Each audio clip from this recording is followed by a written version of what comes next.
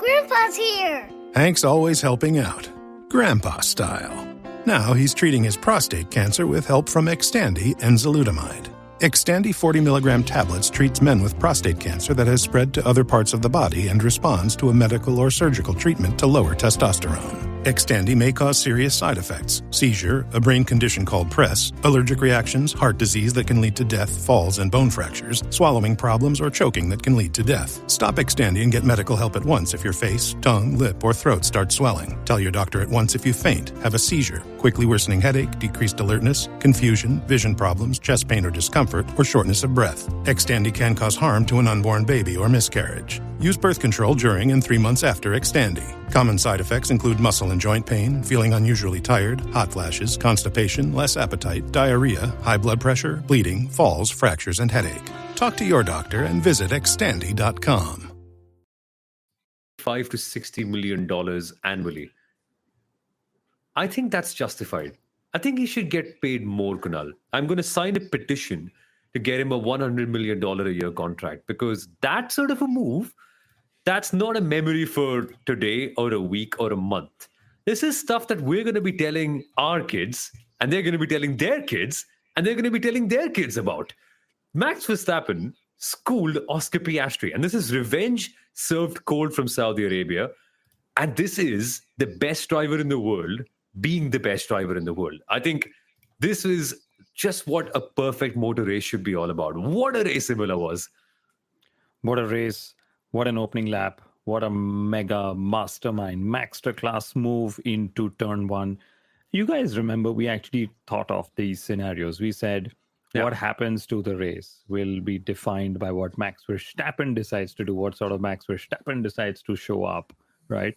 And my goodness, when was the last time Max had such a clean opening lap move that he did not go for it? Yes. When was we'll the last tell time you, he had, because this is what Sundaram and I were discussing. Sundaram told me Qatar 2024 when he got past George Russell very easily and then shut the door on Lando.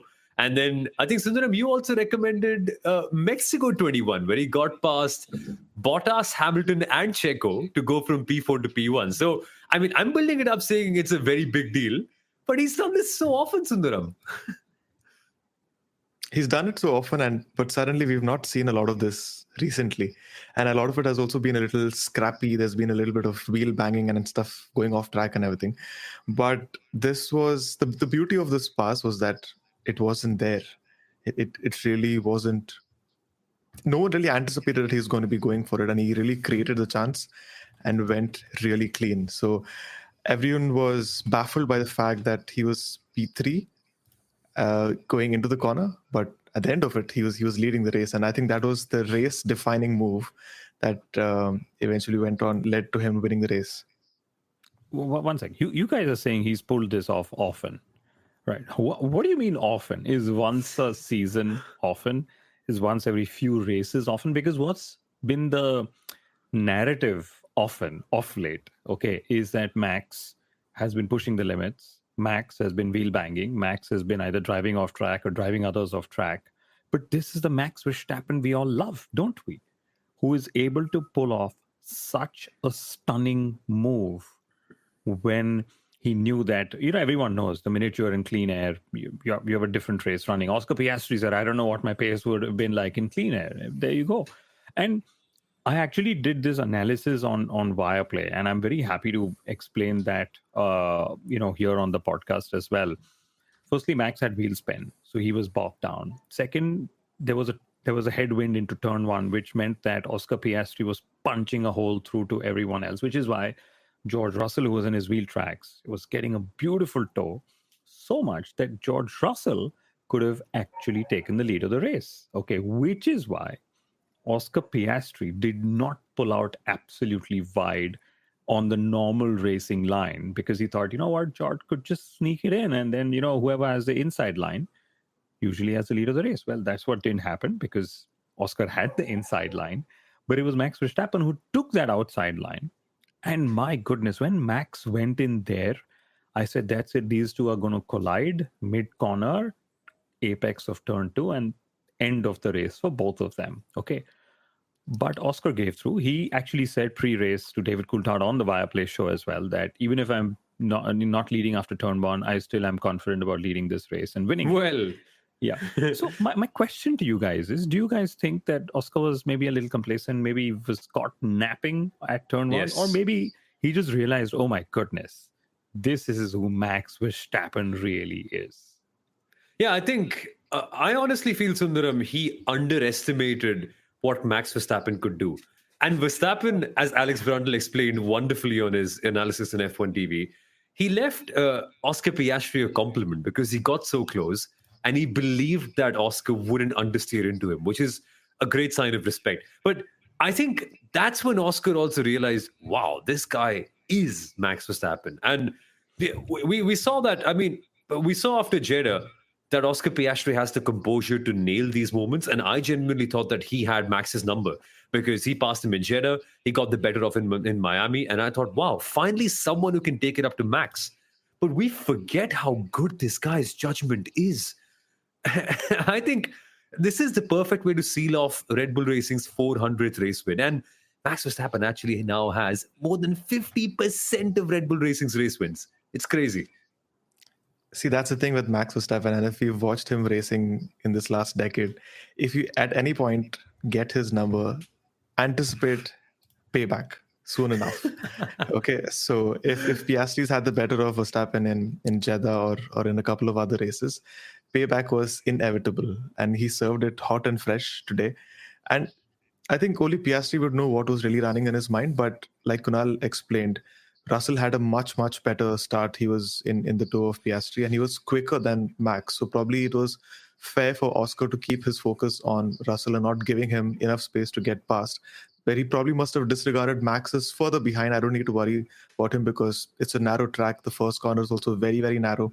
And there's gravel at the end of it. So I don't think so Max is going to be trying what he did in Jeddah. Surely he's not going to be doing that. So probably, yes, he was caught napping and he braked way earlier, which suddenly opened up a window for Max. And he thought, I might as well go for it. And truth be told, Max was actually third. Okay. Yeah. He was third entering turn one, the braking zone, etc. He was third. If you draw a line from Russell's front wing, Max is actually behind. So Oscar was also right in trying to block off George because he said, okay, George has taken Max, so I don't have to deal with him. Only to realize that everyone had to deal with that Max. I mean, Max drove what he called the normal racing line, which is so true. And that's why he could carry more speed into those corners and so on. But guys, I have to ask you this. Was Red Bull Racing the quickest car this race weekend? Yes or no? Yeah. I mean, that's what Lando believes. And what I do was you believe, Samuel?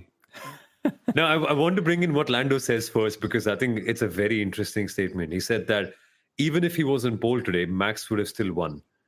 And that could be interpreted in two ways. Firstly, I don't like the sound of that. It generally doesn't come across. Oh, did he say that? Did he say that if Lando was on pole, Max would have won?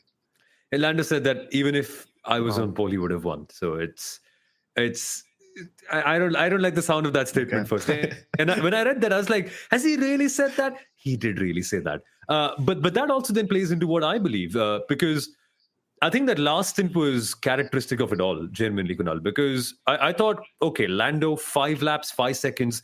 Now is when we find out just how good that McLaren is. And the gap increased. It didn't cut down. I think they finished at 6.6 seconds or something towards the very end with Lando in clean air. Sure, Lando must have taken off a decent bit while trying to get past Oscar. But nonetheless, that McLaren, which is apparently a god at managing tires, wasn't quite looking like a god anymore. So it doesn't matter if Red Bull were the fastest or not. Given the circumstances, they just weren't quick enough to capitalize on Red Bull's. Sorry, McLaren weren't just quick enough to capitalize on Red Bull and whatever they had over there, and that to me was alarming. Sommel, was Red Bull the quickest car? You still haven't answered that. Yes or no? Well, on an average, no. But Max Verstappen is the best driver today. I would say I actually go with Sundaram. And here's some stat. Okay. Max Verstappen, before the safety car actually neutralized the race, was 18 seconds ahead of P2, which was Lando Norris. Okay, now here's what was happening on the radio channel. GP and Max were tracking Lando Norris's lap times to the 10th of a second every single lap. Okay. Which is what they should do. Yeah, but they were. But my point is, yes, they do that, but they were actually mapping it, saying how much time are we losing to Lando? Is Lando pulling away? And my guess is the upgraded Red Bull, along with the slightly cooler conditions, even though it was warmer than usual in Imola, and the upgrades brought in Miami and Imola have sort of brought Red Bull into play. Red Bull were also running a little more wing this race weekend, so maybe that helped as well. So my point is, Red Bull has taken a step forward in performance, okay, at least in Imola, at least for the kind of corner ranges we had and the tarmac and whatever else you call it. And then, of course, there's Max Verstappen also being able to extract from, from such a strong package. So that was one. And then the second stint where he pulled 6.6 seconds, okay, GP actually went and told Max, you won on merit, you proved your point, which was his way of saying back off. But guess what Max was doing? He wasn't backing off. Okay, so I am of this opinion that Max Verstappen was actually the quickest driver in the quickest car today around Imola, especially in clean air, or even if I remove clean air out of the equation. I tend to sort of agree with Lando that maybe Max could have won against Lando, but could Max have won against Oscar?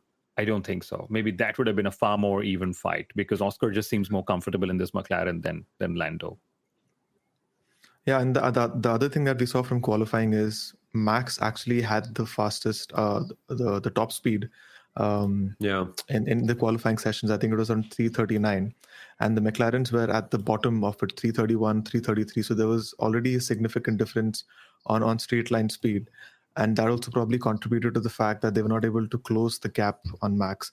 The eventual winning margin is just 6 seconds, but it would have been a lot bigger if not for those safety car interventions and in between. So McLaren just didn't have an answer to what Max was able to do with that car today, and quite clearly. And I think this also probably has to, and the narrative also has to end that Red Bull are the third or the fourth fastest car. Quite clearly, we've seen that over these 7 races that it's definitely the second, or worst case, sometimes the third, not the fourth quickest car.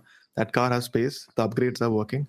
And if you remember, last year, Imola was actually where Red Bull's problems began with, slow rotation. They were struggling at Imola, and Norris was catching up to him. So now it's a flip story, or it's how the story has developed through the last 1 year. And Red Bull seem pretty strong today. And just one more point. Yeah. Again, narrative, social media, Max pitted under the virtual safety car, got lucky. And again, I said this on the TV show, and I'm going to repeat it again for a larger audience because the TV show is restricted to Norway and the Norwegian audiences, right? Max was able to run a pace that allowed him to go on to lap 29, that allowed him to extend his stint. He was managing his tires. He was managing, race management, as we call it. So he was there to make the most of that lucky break. Yes, when a VSC pit stop happens, it is luck, but you've got to be in the right place at the right time to extract that luck. And that's what Max Verstappen was able to do. 14 minutes in, and we are still talking Max Verstappen because that's how fantastic the race was today. Absolute masterclass, as we love to call it on the Inside Line F1 podcast. Oh, we will still continue to do so. Oh, you were saying? No, I was saying this was the first race win for Franz Hermann. Isn't that the case? I don't know why we're referring to him as Max Verstappen throughout the first 14 minutes. Yeah, Max Verstappen retired when his daughter was born. This is Franz Hermann now. This is different. No, but we will still continue to talk about Max Verstappen because I'm not done yet with that start. Again, looking back at the replays, his positioning was perfect. Russell had a great getaway. Verstappen could well have gone extremely to the outside line, which I didn't notice initially while commentating on the race. I just watched the replay and then watched Alex Brundle talk about it. And then I was like, oh yeah, fair point. He put his car perfectly so that Russell couldn't slide past and sort of snake his way past into P1. And also that Lando Norris had no space on the outside. That is excellent positioning. And Verstappen, immediately after getting the getaway, was constantly looking left and in his mirrors to see where everyone was. That level of detail while driving is unbelievable. And as you mentioned, Kunal, that extended stint, while on the broadcast, we were all constantly analyzing, when are they going to box? Are they making a mistake? Because every single lap, he was consistently, I remember, 3.5, 4 tenths slower than Oscar Piastri. But in the long run, Piastri was losing time because he had so many cars to pass. And I was surprised. It's like the overtakes were looking phenomenal. And it's beautiful for the highlight reel. But eventually, they really, really got bogged down by that. And I'm genuinely a believer that the race would have been closer, if not. I mean, I'm not sure about the result being different, but it definitely would have been closer if McLaren hadn't boxed that early. And I'm still confused, Kunal. Like, why did they box on lap 12? Even Carlos Sainz says that when they did that, it felt wrong to him. And that's why he's finished far later. Yeah, very, very interesting. Abhishek is here. He's joined the live chat. And he's asked the same question. A word on McLaren's strategy during the safety car stops. Could they have pitted Oscar 2 or at least put Lando ahead by team orders to immediately chase after Max? So let's break it down because, several points. You also raised a point. Why did they pit Oscar early? Truth being told, Oscar said he was struggling. And at that point of time in the race, degradation early in the race was still very high, which is why George Russell said he couldn't meet the target lap time at that pace. When Russell pulled the trigger, Carlos Sainz pulled the trigger because the undercut was supposed to be very strong. And Piastri realized that that's it. I'm not able to, manage my tires as well. So McLaren's tire degradation, which has typically been one of their strengths, as both of y'all were saying, was not as much of a strength this race weekend, which will also be something that will concern them as well. But truth be told, they just had to pit at that time. And then, to Abhishek's point, could they have pitted Oscar too? Well, Oscar did not have tires remaining because he had used up his tires, just like Charles Leclerc as well. So it was just down to tire allocations and what was available to each driver at that time, which is why Piastri was actually on much older tires behind, Max Verstappen. And I'm actually glad they did not use team orders, even though in the end they sort of said they did. That's what Zach Brown said. We took a decision as a team. And I would say for Oscar Piastri, with a 24-race calendar, with so much pace that he's shown, to go away with a badly managed race by the pit wall and in the cockpit, if we were to call it that, to go away with a podium is still fantastic. No, but I think we have to call a spade, Sundaram, because we criticize Lando Norris a lot for his mistakes. I think Oscar deserves a bit of it too. That just wasn't it at the start. And also the race management, Lando was able to manage his tires a lot better. So let's just call a spade a spade. If we call out Lando, we need to call out Oscar too. Sure, decent result, but clearly there is a bit of work to do. No, of course. And this all comes with experience. And especially at a track where you don't have a lot of opportunities to kind of claim the race.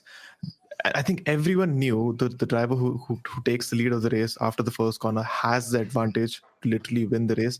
And Oscar would have known that this is possibly the only chance. So yes, he was caught napping, and probably this is also inexperience coming into play. And then, like you said, Verstappen positioning the car perfectly in that regard.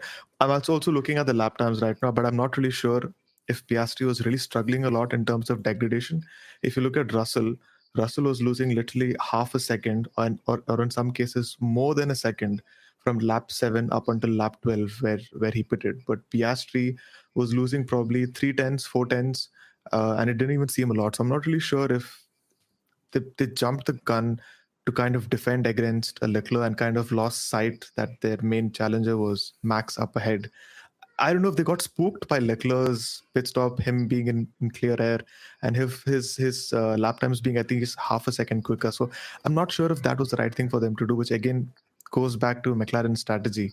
Is this where they're little conservative, little defensive? Should they have, really been confident, like how Red Bull does it? Oscar pitted, they really didn't react to that. They said, okay, we're going to stick to our plan. We're going to go long, because I think Tsunoda started on the hards, right? So they were getting information on how long the hards can run. And accordingly, Max had to tweak or run according to that, this thing. But the question once again on, So today, I think Piastri dropped it a little, and McLaren also to some extent in terms of strategy. Yeah. And I want to discuss what happened towards the end as well. So on the live broadcast, we didn't have a lot of information. And I'll be honest, I needed to take some time off from the race to understand, which is why now this question is coming in my head about what McLaren's decision was towards the end. I didn't fully catch it, Kunal. What did McLaren decide? Did they decide to just keep them as is? And I call it quite a quandary for them. Like, do they prioritize the championship leader or the car that's faster in the moment? What does papaya rules really mean at that point in time? Because some might say that they could have probably cost themselves a shot at a race win, quite like Suzuka, where they didn't let the faster car go ahead and have a fair shot. Is that true? Okay, firstly, I maybe I'm wrong, but papaya rules usually come in when Lando Norris has to swap with Oscar Piastri, not the other way around. At least not in 2025. I'm just saying it as it is. Is that true? Of course, maybe not. Also, this was a different scenario than Suzuka because Max was still way ahead. In Suzuka, he was half a second ahead. Here, he was 4-5 seconds ahead. So, not really something that I believe none of the McLaren drivers could make an inroad. So eventually, they just decided to swap the drivers. Or could they not if Lando had much faster tires, though, which clearly was the case? But again, like we said at the start of the show, I think it was Red Bull that was the quickest car. So whatever it is that they would have done, it would have been a 2-3 finish only. I don't believe they had the pace to go challenge Max Verstappen. But just give it a shot. Like this, I don't know, just to prove the hypothesis right. They did let Lando through, and then we saw what happened after that. So I believe that it was just how the pace of each team and each driver and each car was. But let's agree on one thing, which I know you guys will, that this 1-2-3 finish that we had has actually bunched up the top three in the Drivers' Championship even more. Because Oscar Piastri has lost points to both his nearest rivals. He's only 13 points ahead of Lando, and Lando's, I think, 9 points ahead of Max. Can you imagine? Max in the second or the third fastest car, except for Imola, is only 22 points away from the lead of the Drivers' Championship. I mean, my goodness, this season is going to go down in the history books as well, because that's how well Max Verstappen has been. And can we shift tack or tack to Williams, or do you want to? I still want to talk about Max, but I had a question about whether he's turning out to be the best individual driver performer in the history of Formula One. It reminds me of Schumacher in the late 1990s, and I can't think of anyone else who's been that good individually as a driver, like just outclassing the field. But I get a feeling this will lead into a 20-minute discussion. So you can let us know what you think about it in the live chat. We should then move on to Williams because I'll take 1 minute. I'll take 1 minute. See, if you look at the last 11 races, Max Verstappen has the most points of all drivers, 199. No. 199. I think Lando Norris is second, 192. So this starts from that Sao Paulo Grand Prix, the one that he infamously won. So since then, Max has the most points, 199. Then comes Lando. The second Red Bull driver in all of these 11 races has accumulated 9 points. Okay, and we recently spoke about this in terms of how closely the second driver qualifies to Max, which is never really the case, or at least just 30% of the races, which just goes on to show that Max really is driving solo in all of the races. He doesn't get the benefit of having a cushion behind him, but the other way where they're using the second driver is putting him on the alternate strategy, like what we saw from Tsunoda today, at least getting tire data, if not really helping closer to him. That's the only way where the second driver is really helping him. But in terms of points, they're not pulling him in a lot. I think Lance Stroll has scored more points in those 11 races, 14, which puts a big question mark on what's really happening in that second seat. But yeah, now let's move to Williams. I still want to talk about Max. Okay. Williams. Okay. Where do we go from here? I'll start with my personal favorite first, because I just want to get the disappointment out of the way. Even though Williams accumulated a total of 14 points this weekend, if I'm not correct, if I'm not wrong, I think it's still the most this year. I still feel it's a bit of a disappointment, because that's what my favorite driver, Carlos Sainz, said. He said that the communication wasn't perfect and we didn't quite execute the race as well as we should have. And of course, they got caught out a little bit by that strategy, because they boxed on lap 12. VSC came in and it messed up with everyone's race, whoever boxed earlier.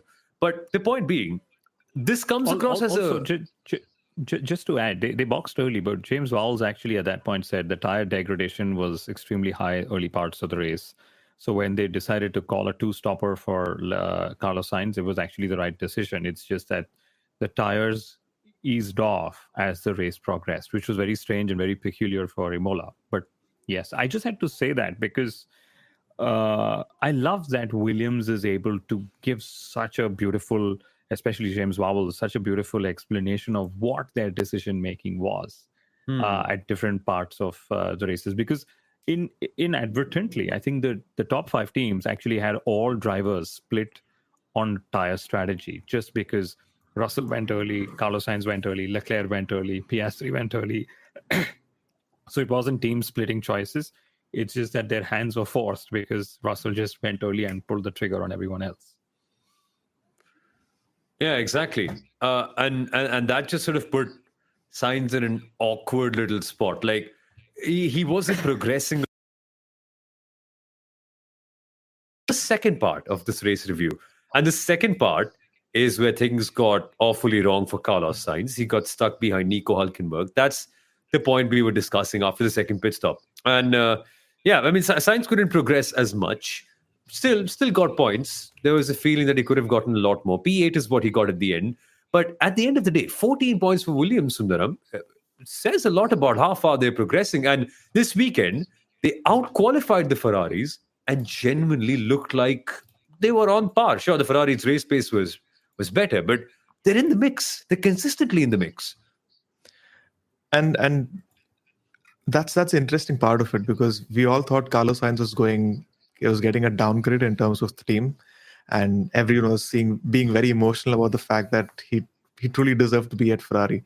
He's probably relieved that he's not really in that pressure situation of being in the Ferrari stables. Now he's probably more valued, he's probably more appreciated over here, and he's managed to find performance. He's actually been able to adapt to the car quicker than probably Lewis was able to do with the Ferrari.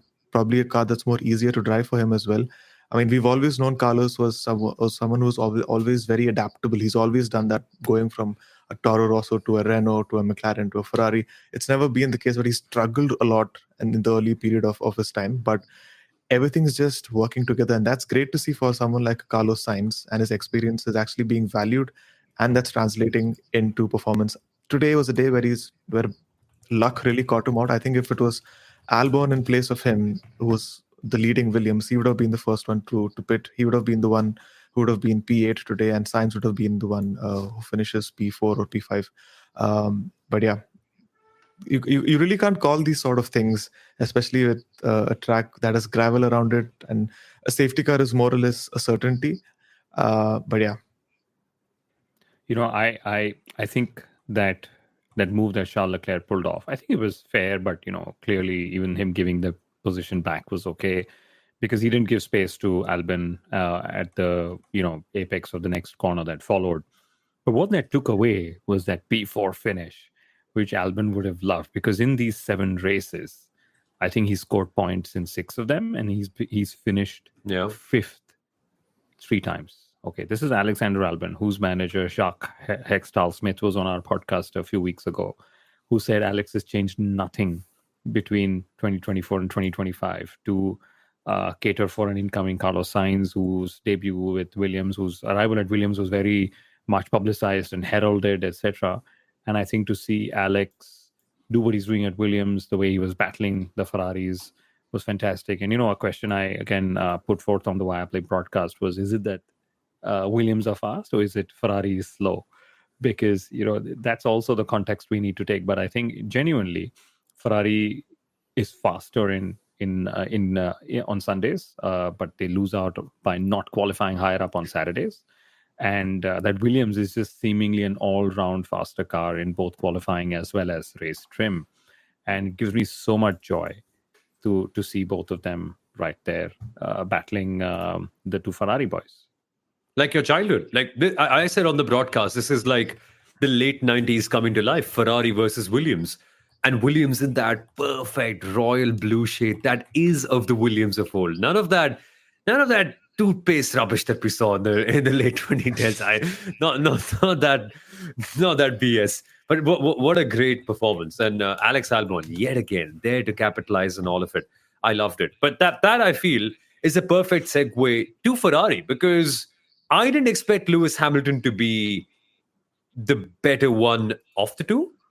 But of course, alternate strategy clearly paid off, and he was at the right place at the right time, given both the VSC and then the safety car. But they clearly found something that worked on Sunday.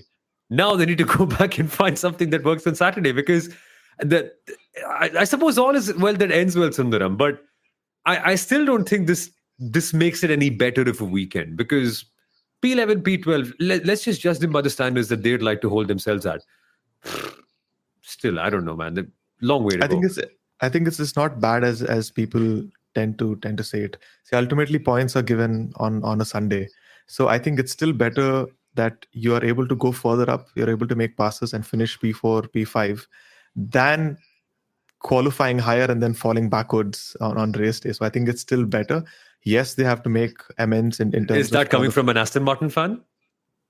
Let's see. Let's not talk about Aston Martin yet. I'm really trying to hold that side a little down, especially after hearing Fernando's radio message today. But I think someone also criticized Ferrari for going the split strategy, Leclerc with the medium and Hamilton with the hards. I think in hindsight, everything looks... You can criticize everything, but in Imola, at a track like Imola, where a safety car is almost a certainty, you don't know when the safety car is going to come out. So if it's a little earlier, then it's going to hamper the driver who's going long. If it's much later, like today, then it's going to hamper the driver who pitted earlier, which was Leclerc in this case.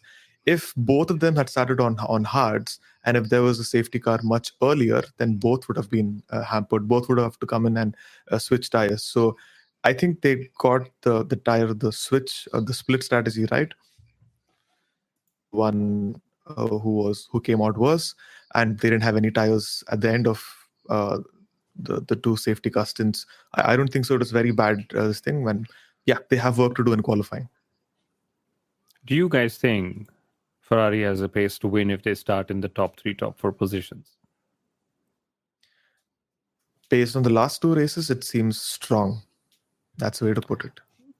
My assessment is that Ferrari has the pace to win for only 1/3 of the race. In the last couple of races, or if we see a standard situation, it's when the fuel loads are lower. In the last stint of a Grand Prix, typically last 10, 15, 20 laps, 1/3 of last third of the race or something, is when they really pick up pace, when the fuel is lower, when the tires are newer, fresher. Because my feeling is that over a Grand Prix distance, they probably have podium position, if they start higher up, but they somehow still seem faster, not over a full Grand Prix distance. Because if you see early stages of the race, they were still not anywhere. It was once, Lewis had the delta over the tires. He was on the medium while everyone was on the hards.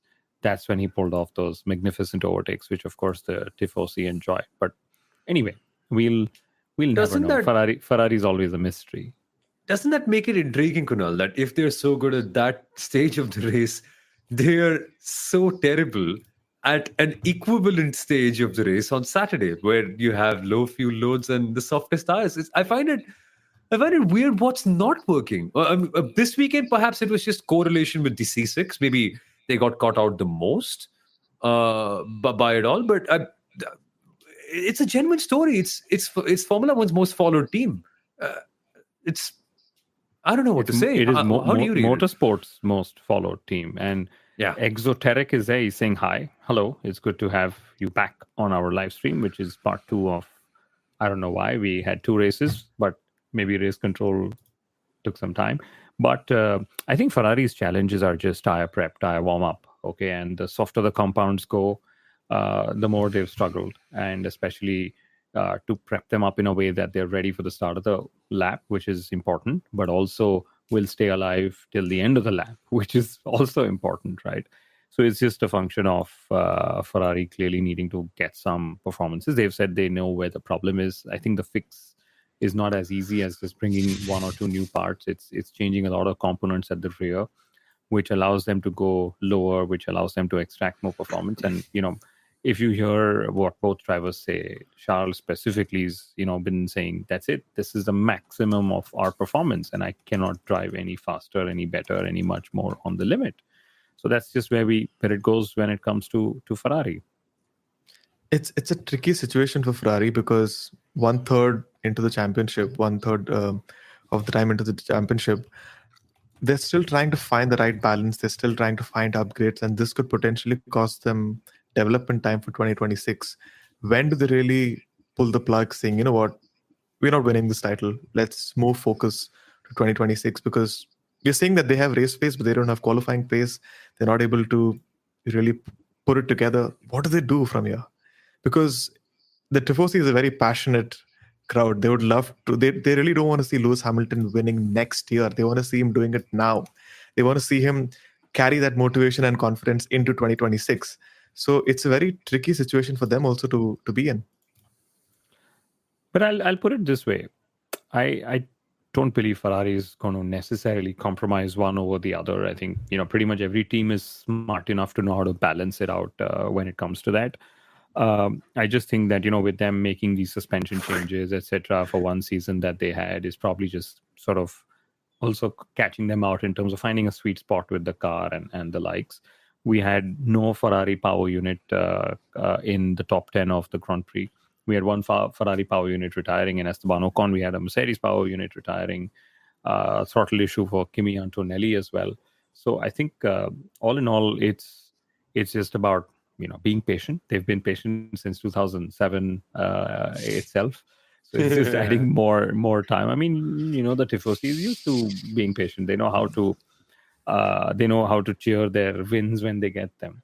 And my question is, there's this rumor of Christian Horner going. Should it be somebody like Christian Horner taking the realm of Ferrari and being the helm of it? My God. Would Lewis Hamilton have something in his contract which says that he cannot leave, or he's a free agent, or something to do with binding Frederic Vasseur as well? Because Lewis would know that Ferrari's team principles change as much as the livery does for special races or whatever. So interesting times, because last year, you guys remember, between Monaco and Monza, Ferrari were actually nowhere, right?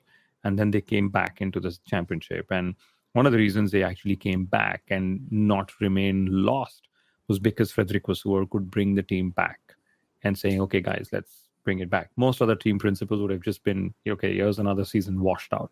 So maybe this is Frederic Vasseur's biggest challenge as well. It's how do you bring that consistency back at Ferrari? Yeah, that's Ferrari. Tough weekend for them overall.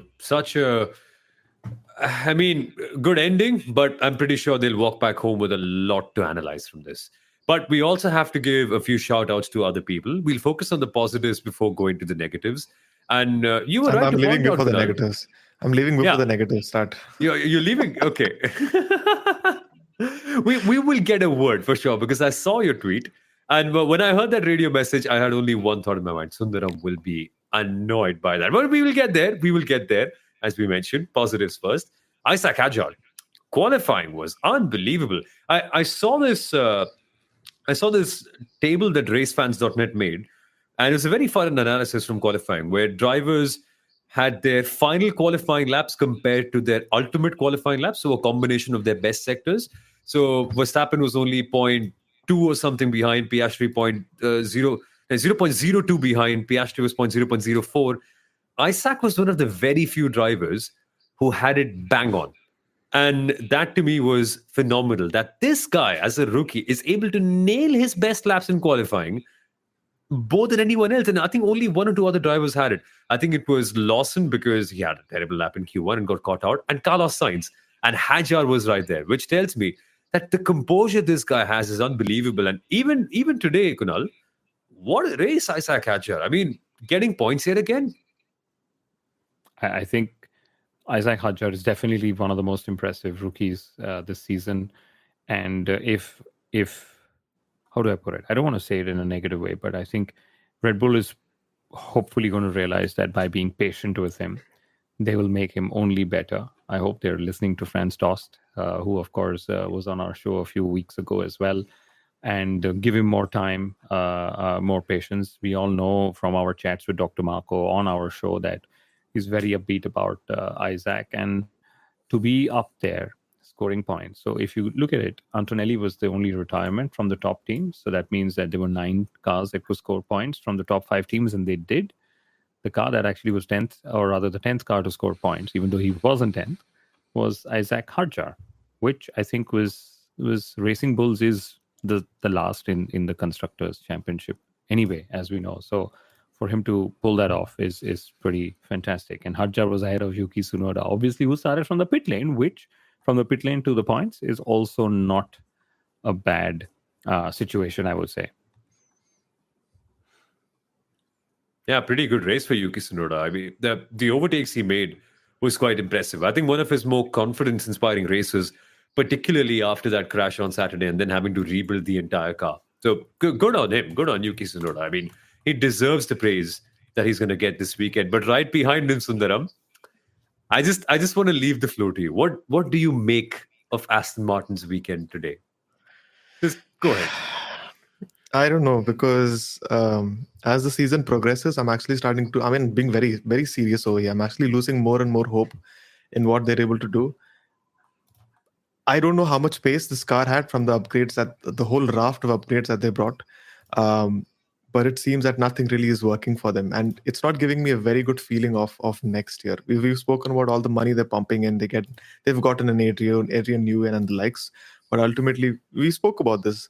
The sort of upgrades you bring and the sort of execution that you do live during a race is key. We've seen Aston Martin make a mistake 2 years ago in Monaco around this time, and we said, okay, it's inexperience. But sometimes it feels that maybe that's still extending to some point even now. And Fernando's probably never called him unlucky in these 20 years, but today he was literally livid. He was literally livid that he was the one that was being one of the few drivers who was caught out with the virtual safety car. I don't know if you've seen the videos on Twitter. He was literally smacking his helmet when he couldn't pass Tsunoda, or when Aston Martin didn't call him in for a change of tires during the safety car. He was that livid. Not sure what happened after that. I didn't catch his post-race comments or whatever it is, but it's not nice seeing someone of Fernando's caliber feeling like this. And that I definitely felt when he said that with a lot of pain. I could definitely feel it. So that video of him hitting the helmet, of course, very emotional.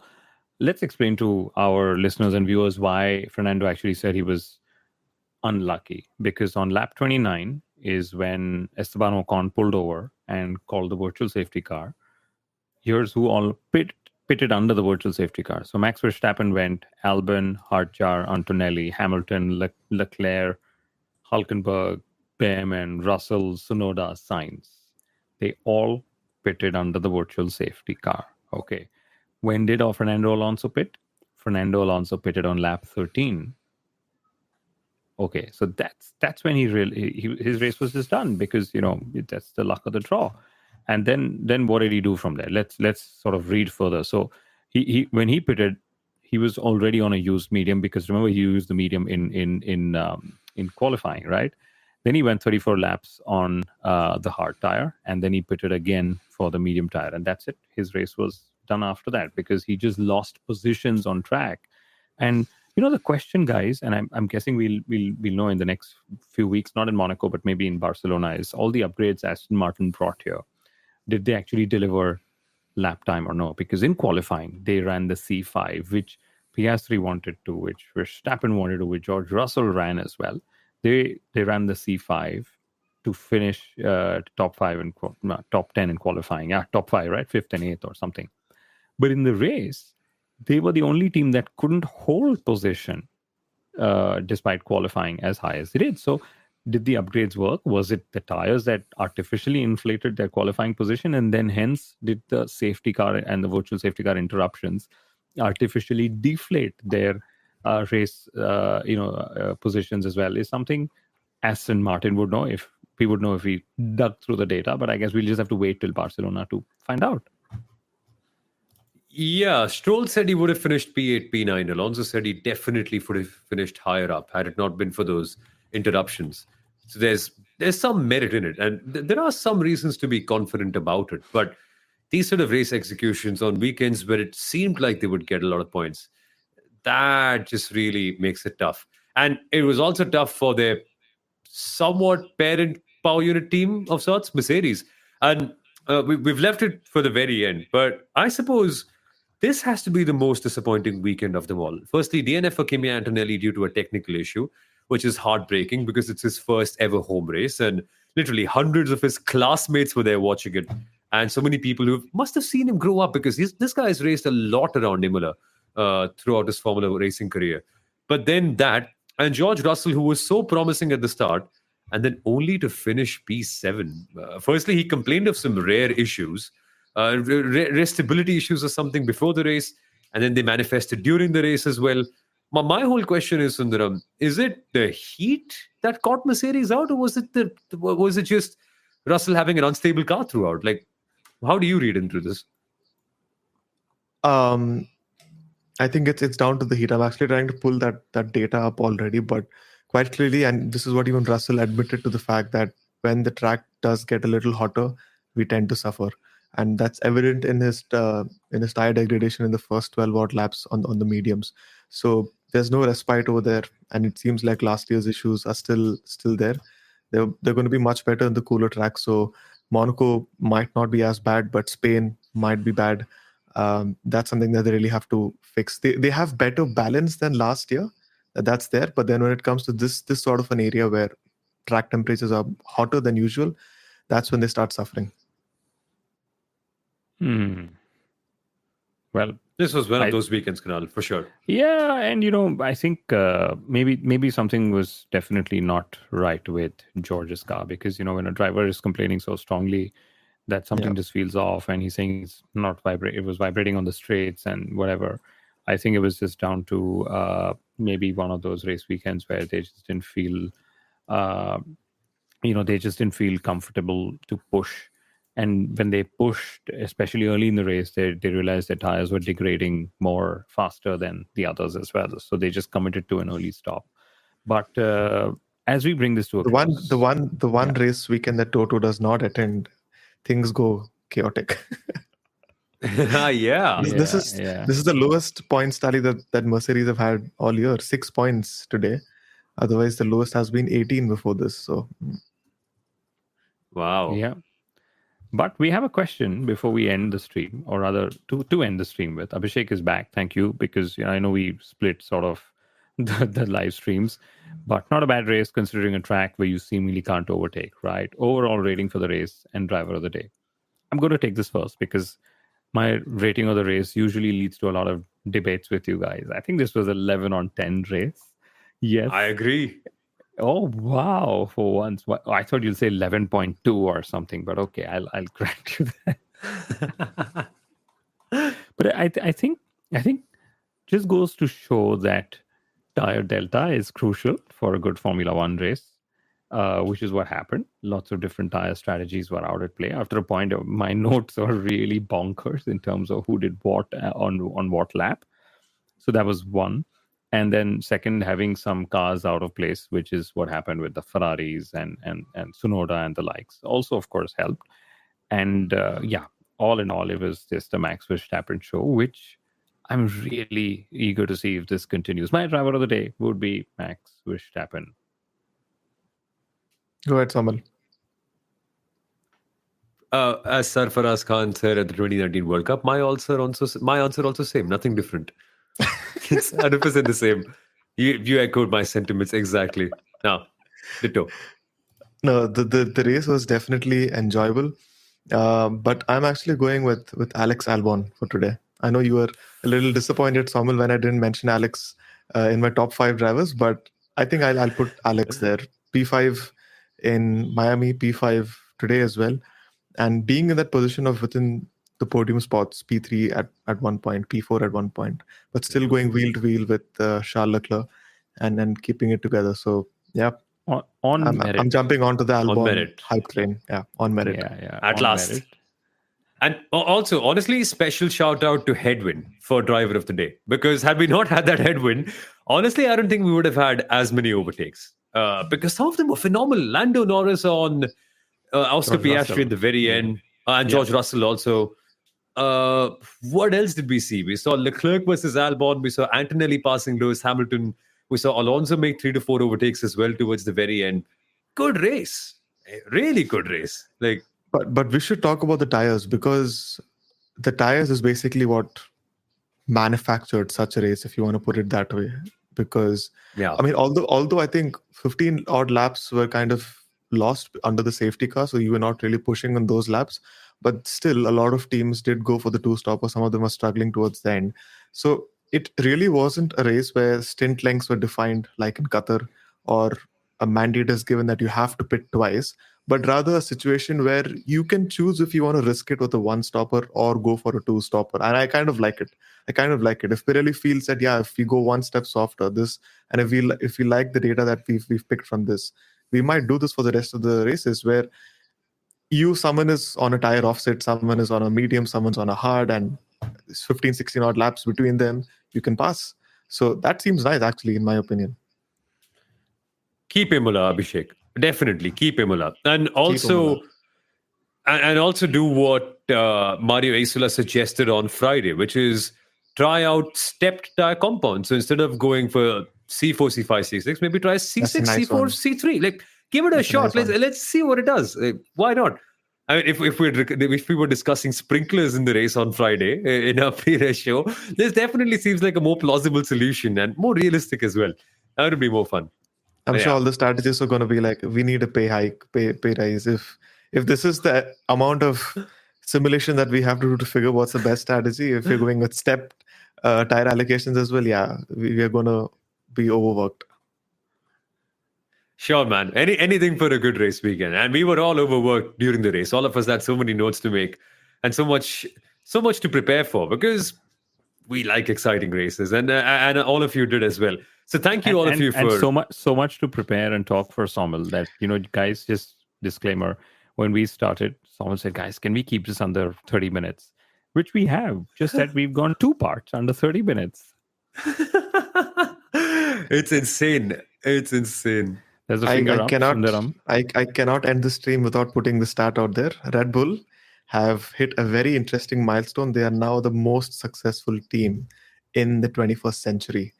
They have them in terms of race wins. 124 wins in the last 25 years, just gone past Ferrari's 123. Incredible. Hey, I also tell them about the Max Podium stat. I saw that one too. That was very good. Max has now matched Michael Schumacher's 116 podiums with a single team. So you have Lewis Hamilton with, how many is it? 153 podiums with Mercedes, Michael 116 with Ferrari, and now Max Verstappen 116 with Red Bull. Franz Hermann, ladies and gentlemen. Franz Hermann. What a driver. Okay, thank you for watching, everyone. We'll be back for the next race preview, which is Monaco, very shortly. I think we should do something on Wednesday, because, hey, our session's starting on Thursday or Friday this time? I think they changed, Friday. right? We've long gone from Thursdays in Monaco. I mean, they should have been Thursday only. But yeah, I mean, and this time for Monaco, we should do it differently. I think the most important stream will be what happened after Saturday. So keep an eye out on that one. That'll be the best one. So subscribe to the Inside Line F1 podcast. Click on that notification bell, and that's when you will find out that we're going live. So thank you for watching, everyone. We'll be back. Bye-bye.